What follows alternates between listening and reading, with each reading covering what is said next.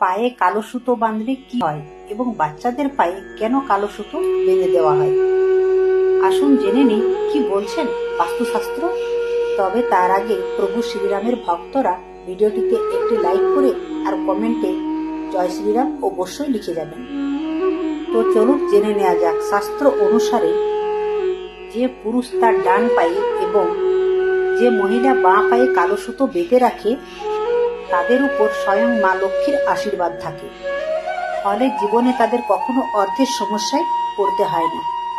হাতে এই কালো সুতোর পরিধানে শনিদেবের বিশেষ আশীর্বাদও লাভ হয়, যা বাস্তুদোষ, শনি দোষ এবং রাহু কেতুর প্রভাব এবং নজর লাগা থেকে সেই ব্যক্তিকে রক্ষা করেন। এই কারণেই ছোট বাচ্চাদের পায়ে কালো সুতো বেঁধে দেওয়া হয়।